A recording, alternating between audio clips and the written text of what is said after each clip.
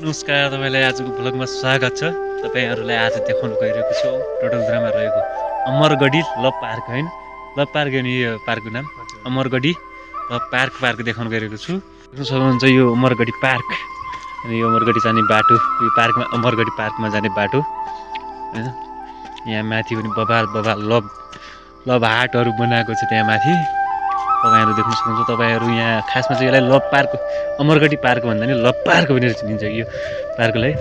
अब love park बनिसकेपछि अब तपाईँहरू आफै बुझ्नु होला कस्तो पार्क होला भनेर। सो मैले भन्नु पर्दैन, तपाईँहरू कमेन्टमा भन्नु होला। यहाँ देख्नुहुन्छ मजाले बस्ने रेस्ट गर्ने ठाउँ। सो यहाँ तपाईँहरू देख्न सक्नुहुन्छ हरियाली, यहाँको फुल होइन, अनि यहाँको चाहिँ पार्क।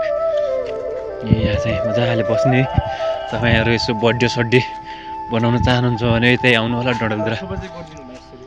तर यसरी फोहोर चाहिँ नगरिदिनु होला। जो पनि आउनुहुन्छ तपाईँहरू यहाँ आउनुहुन्छ यसरी फोहोर चाहिँ नगरिदिनु होला। अलिक सरसफाइ गरेर राखिदिनु होला। सो खै तपाईँहरू देख्न सक्नुहुन्छ यहाँको पार्क। अनि यहाँ अगाडि पनि छ, तर अहिले हामी चाहिँ अगाडि जाँदैनौँ।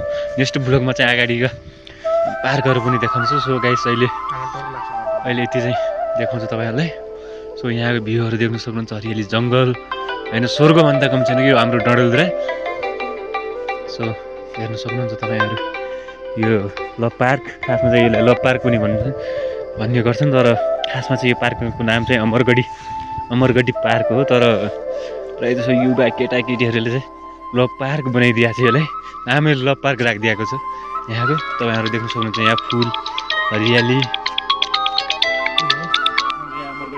Love park. यहाँको भ्यूहरू पनि देखाइदिनु तपाईँ होइन, यस्तो बबाल छ यो लभ पार्क। अब यसको बारेमा मैले तपाईँलाई भन्नु पर्दैन गाइस। यहाँ तपाईँहरू देख्न सक्नुहुन्छ, यहाँ अगाडि पनि देख्न सक्नुहुन्छ। यहाँ आयो भने यता पनि बस्ने ठाउँ छ, अनि उता पनि एकान्तमा होइन। तपाईँहरू खासमा चाहिँ डबल चाहिँ आउँछ भने उता साइडतिर बबाल छ कि कपिल जोडीको लागि चाहिँ बस्नुलाई अगाडि जङ्गलतिर बबाल ठाउँ छ। तपाईँहरू यदि आफ्नो गर्लफ्रेन्डसँग आउनुहुन्छ भने, आफ्नो लभसँग आउनुहुन्छ भने त्यहाँ पछाडि गएर मजाले